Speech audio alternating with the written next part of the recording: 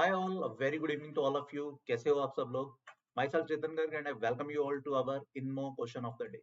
यार आज का क्वेश्चन काफी इंटरेस्टिंग क्वेश्चन है. अगेन जैसा हमने last INMO question of the day में प्रॉमिस किया था कि आज का क्वेश्चन भी ज्योमेट्री पे बेस्ड ही है. एंड इनफैक्ट ये इंटरनेशनल मैथ्स ओलंपियाड IMO 2022 का एक क्वेश्चन है. ठीक है, तो let's see what exactly is the question.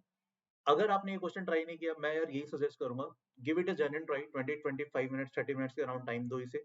Definitely ये क्वेश्चन आपसे हो जाएगा. बस डायग्राम थोड़ा सा नीट एंड क्लीन बनाना. ठीक है, तो अपन क्वेश्चन में प्रोसीड करते हैं. क्वेश्चन कह रहे हैं कि ABCD is a convex pentagon such that BC equal to DE. ठीक है, तो ABCD कुछ एक हमें पेंटागन दिया हुआ है. Let's this point is ABCDE. ABCD एक पेंटागन है जिसमें BC is equal to D. ये वाला साइड इसके इक्वल है. ठीक है, फर्दर कह रहे हैं कि assume that there is a point T. ठीक है, inside ABCD such that TB equal to TD. तो एक पॉइंट है T such that TB equal to TD है. मतलब this is a point T, let's assume. ठीक है, such that TB equal to TD. ये हमें क्वेश्चन में गिवन है. एंड फर्दर एक और इन्फॉर्मेशन गिवन है कि TC is equal to TE. तो TC जो है वो TE के भी इक्वल है. ये वाली इंफॉर्मेशन भी हमें गिवन है. ठीक है, तो यहां तक देखो, यहां तक ही हम एक चीज कंक्लूड कर पाएंगे. जैसा कि आप देख सकते हो clearly, T B C triangle जो है that is congruent with T D E. ठीक है, टी डी ई के साथ कॉन्ग्रेंट है. ठीक है, T B C T D E के साथ क्लियरली कॉन्ग्रेंट है. ऐसा होने की वजह से ये वाला angle, let's say this angle is angle 1. Angle 1 is equals to this angle, which is angle 1 again. ठीक है, this angle which is, let's assume, angle 2, so this should be equal to angle 2. And let's say if this angle is angle 3. ठीक है, तो this angle should be 3. ठीक है, तो ये 1 2 3 1 2 3 के इक्वल है. राइट, ये हमें क्वेश्चन में गिवन है. ठीक है, फर्दर कह रहे हैं एंगल ABT यानी कि ये वाला angle that is equal to angle TEA मतलब ये वाला एंगल. ठीक है, इन दोनों को अपन थीटा थीटा मान लेते हैं. This is theta, this is theta. ये दोनों एंगल्स इक्वल है.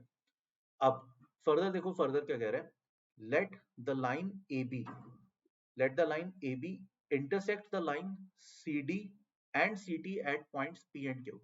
AB लाइन CD और CT को P और Q पे इंटरसेक्ट कर रहे हैं, तो ऑब्वियसली एक्सटेंडेड लाइन को है, तो हम AB को एक्सटेंड करते हैं.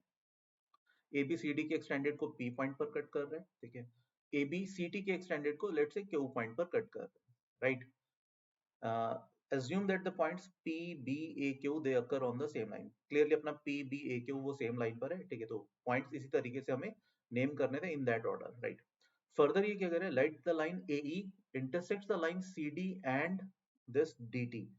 CD और DT ऑब्वियसली इनके एक्सटेंडेड को at the point R and S पे इंटरसेक्ट कर रहा है. तो अपन AE लाइन को एक्सटेंड करते हैं, CD को एक्सटेंड करते हैं, ये R पॉइंट पे इंटरसेक्ट कर रहा है, और DT को S पॉइंट पर इंटरसेक्ट कर रहा है. ठीक है, तो ये हमारा फिगर बन रहा है. एंड फर्दर ये कह रहा है आर ई एस क्लियरली अपने सेम लाइन पर है, वो होने भी चाहिए. ठीक है, अब what we need to prove कि P S Q R they are concyclic. ठीक है, पी एस क्यू आर वो एक सर्कल पे लाई कर रहे होंगे, और in another sense P S Q R should be a cyclic orbital. This is what we need to prove. ये हमें प्रूव करना है. ठीक है, मेरे ख्याल में से यहाँ तक अब इंफॉर्मेशन क्लियर होगी. ठीक है, ये हमें अब चीजें प्रूव करनी है. अब देखते हैं क्या क्या हम इसमें प्रूव कर सकते हैं. देखो, PS Q R cyclic prove करने के लिए पहले तो हम क्यू एस को ज्वाइन कर देते हैं, बिकॉज इसकी हमें जरूरत पड़ेगी. यही हमें प्रूव करना है, पीएस क्यू आर. तो पीएस जो कोड है, अगर हम ये प्रूव कर दें कि पीएस जो कोड है वो क्यू पॉइंट पर एंगल सबटेंड कर रही है पी क्यू एस, और आर पॉइंट पे एंगल सबटेंड कर रही है एंगल पी आर एस, अगर मैं इतना सा प्रूव कर दूं तो अपना काम हो जाएगा कि P Q S is equal to P R S. ये एंगल अगर हम इक्वल प्रूव कर देते हैं तो देन वी आर डन. या फिर क्यू आर कोड के सेंस में, क्यू आर कोड पी पॉइंट पर कितना एंगल सबटेंड करेगा, एंगल क्यू पी आर, और क्यू आर कोड एस पॉइंट पे कितना एंगल सबटेंड करेगी, क्यू एस आर. अगर मैं इतना इन दोनों में से कोई भी एक चीज प्रूव कर दूं देन वी आर डन. अब या तो हमें ये प्रूव करना होगा या हमें कुछ और सोचना होगा कि P S Q are cyclic है, इसको कैसे प्रूव कर सकते हैं. ठीक है, अब और देखते हैं. अच्छा, अब इन्फॉर्मेशन एक तो हमने जैसे जैसे क्वेश्चन में इन्फॉर्मेशन गिवन थी ये हमने कंक्लूड कर लिया था. ठीक है, उसके अलावा अभी देखो ये इन्फॉर्मेशन का हमने यूज नहीं किया कि ये वाला थीटा इस थीटा के इक्वल है. ठीक है, इस इन्फॉर्मेशन से हम क्या यूज कर सकते हैं. देखो, ये क्लियरली 1 है एंगल, तो दिस शुड बी 180 -1. ठीक है, सिमिलरली ये 1 है तो this should be 180 minus 1 because DTS एक स्ट्रेट लाइन था, DT का एक्सटेंडेड वर्जन था, CTQ भी एक स्ट्रेट लाइन था। तो यहाँ से एक चीज सीधा साधा दिख रहा है कि भैया जो ETS ट्राइंगल है, ट्राइंगल ETS, और यहाँ से अगर हम बात करें ट्राइंगल BTQ, ये दोनों ट्राइंगल्स सिमिलर है, ठीक है, because theta theta E point पर थीटा है, यहाँ पर बी पॉइंट पे थीटा है, ठीक है, और टी पॉइंट पे जो एंगल है बेसिकली एंगल ETS, वो एंगल BTQ के इक्वल है, ठीक है। तो यहाँ से क्या चीज समझ में आई, जो एंगल एस है वो एंगल क्यू के इक्वल होगा, मतलब इतना सा जो एंगल है, ठीक है, एंगल एस वो क्यू के इक्वल है, और in another sense we can write angle DS DSA कह लो, DSE कह लो, या DSR कह लो, DSR should be equal to this BQT, angle BQT, ठीक है, ये दोनों एंगल्स इक्वल बन जाएंगे, ठीक है। अब एक चीज समझ में आती है, देखो अपने को अगर मैं अब यहाँ पर है ना इन दोनों को कोरिलेट करने की कोशिश करूं, हमें PRS PQS के इक्वल प्रूव करना था, PRS PQS के इक्वल प्रूव करना था, यानी ये वाला एंगल जो है वो हमें इसके इक्वल प्रूव करना था, बट ये वाला एंगल और ये वाले येलो वाले एंगल इक्वल है, तो अगर मैं इस पूरे को ऐड करूं, यानी मैं लिखूं एंगल CQS, अब इस स्टेप को ध्यान से समझना, अगर मैंने यहाँ पे लिखा एंगल CQS, यानी जो मेरे को प्रूव करना था उसमें मैंने ये वाला एंगल ऐड कर दिया, ठीक है। मैं फिर से बता देता हूँ, अपने को ये जो प्रूव करना था BQ, और यू कैन से PQS में मैंने ये वाला एंगल ऐड कर दिया, which is your this things BQT add कर दिया, ठीक है। तो मतलब ये पूरा एंगल, और एज वेल एज अब इसमें ये वाला ऐड कर दूं, अब ये दोनों एंगल का सम इसके इक्वल हो जाएगा, ठीक है। तो ये बन जाएगा CQS should be equal to PDS, देखो ना ये एक्सटर्नल एंगल है, ये इस एंगल और इसके सम के इक्वल होगा, इन दोनों का सम एंगल CQS बन गया।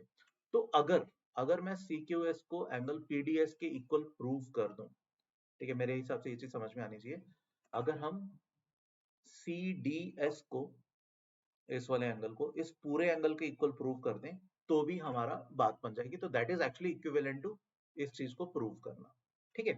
तो all we need to do is, अब हमें बस CQS को CDS के इक्वल प्रूव करने का सोचना है। अब जैसे ही आपको ये थॉट आता है कि यार अच्छा CQS CDS के इक्वल प्रूव करना है, दैट मीन्स अब यहाँ से देखो, यहाँ से अब क्या चीज समझ में आएगी, ठीक है, इसको हम एक बार इरेज कर देते हैं।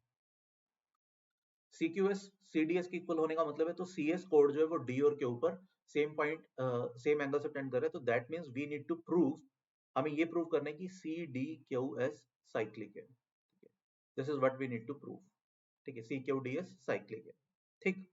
अब ये कैसे प्रूव करेंगे देखते हैं, साइक्लिक कैसे प्रूव करेंगे देखते हैं। अभी देखो, अभी हमने एक चीज का और अभी तक ज्यादा यूज नहीं किया, हमने ये ट्राइंगल सिमिलर प्रूव करी थी अभी थोड़ी देर पहले, ठीक है, सिमिलर थी अगर ये, तो व्हाट वी कैन से, देखो मैं कह सकता हूँ ET upon TS that should be equal to BT upon TQ, है ना, BT अपॉन TQ, ठीक है, ये हम बोल सकते हैं। अब इस चीज से, अब देखो इस चीज से हम क्या कंक्लूड कर सकते हैं, ET की जगह मैं CT लिख सकता हूँ, बिकॉज ET और CT बराबर थे, क्वेश्चन में भी मेंशन था। ET की जगह मैंने CT लिख दिया, TQ से क्रॉस मल्टीप्लाई किया, तो CT into TQ that is equal to, अब देखो BT की जगह आई कैन राइट DT, ये क्वेश्चन में भी मेंशन था, है ना, BT की जगह I can write DT times TS से मैंने क्रॉस मल्टीप्लाई कर दिया। तो अब देखो, अब है ना पटोलमीज थ्योरम का, नॉट एग्जैक्टली पटोलमीज थ्योरम, एक एग्जैक्टली साइक्लिक कोऑर्डिनेट का एक कंसेप्ट बन रहा है ना, CT into TQ that is equal to DT into TS, corresponding segments का प्रोडक्ट इक्वल बन रहा है, that simply means CDQS cyclic है, ठीक है। CDQS साइक्लिक होने का मतलब ये वाला angle angle CDS equals to angle CQS हुआ। अब क्योंकि जैसे हमने अभी थोड़ी देर पहले बोला था कि ये जो DSR है और BQT ये दोनों इक्वल है, तो हमने सिंपली CQS और PDS में से दोनों एंगल सब्ट्रैक्ट करे, तो ऑल व्हाट वी गेट, ये वाला angle equals to this angle, that implies, मतलब जो फर्स्ट रिजल्ट हमने देखा था वो प्रूव हो गया, that means PSQR is a cyclic quadrilateral, ठीक है। तो ये इस क्वेश्चन में था यार, होपफुली ये कंसेप्ट समझ में आएगा। देखो ना, अब इसमें कुछ भी ऐसा नहीं है, क्वेश्चन में कहीं पर कोई भी एक ऐसी चीज नहीं है जो आपके 10th तक के मैथ्स में नहीं है, बट एक बहुत अच्छा बहुत प्यारा क्वेश्चन है, ठीक है। एग्जैक्टली है ना, हम मतलब काफी टाइम से हम लोग यही कहते आ रहे हैं, इनमो के लिए आपको कोई भी हाई फाई कंसेप्ट नहीं चाहिए। All you need to understand is कि बहुत सारी इंफॉर्मेशन है ना, बहुत सारी पॉसिबिलिटीज हो सकती है, उसमें एक राइट डायरेक्शन चूज करनी है, बट वो डायरेक्शन आपके 10th के सिलेबस के अकॉर्डिंग ही होगी, कुछ भी हाई फाई चीज नहीं है, ठीक है। तो ये एक बहुत प्यारा क्वेश्चन है, इनफैक्ट आईएमओ में क्वेश्चन आया हुआ है, लास्ट ईयर में आया हुआ है 2022 में, एंड इनमो में भी सिमिलर टाइप के ही क्वेश्चन रहते हैं, ठीक है। तो होपफुली ये वाला क्वेश्चन समझ में आया होगा यार। और जो बच्चे इनमो के लिए एलिजिबल है इस बार, एलिजिबल का मतलब जो बच्चे इस बार इनमो का पेपर लिखेंगे, उनके लिए एक सजेशन है यार, इनमो का बेस्ट प्रिपरेशन इनमो के प्रीवियस ईयर्स हैं। अगर आपने इनमो के प्रीवियस ईयर्स नहीं किए अभी तक, प्लीज प्लीज प्लीज जितना जल्दी हो सकता है सारे इनमो के प्रीवियस ईयर्स खत्म करने की कोशिश करो, ठीक है। एंड अगर आपको कोई फॉर्मल गाइडेंस चाहिए, हम एक कंप्लीटली फ्री ऑफ कॉस्ट एक बैच इनमो के लिए कर रहे हैं, जिसमें सिर्फ वही बच्चे एलिजिबल हैं, एंड इनफैक्ट बहुत सारे बच्चे क्लासेस अटेंड भी कर रहे हैं जो इस बार इनमो का पेपर लिखेंगे। तो if you want to get enrolled in those batches, all you need to do is just fill up a Google form जो डिस्क्रिप्शन में दिए हुए हैं, ठीक है। you'll automatically get enrolled in that particular batch, right? चलो भाई, तो अपन नेक्स्ट सेशन में मिलेंगे with new with different INMO question of the day. Till then please take a very good care of yourself. Thank you, bye bye.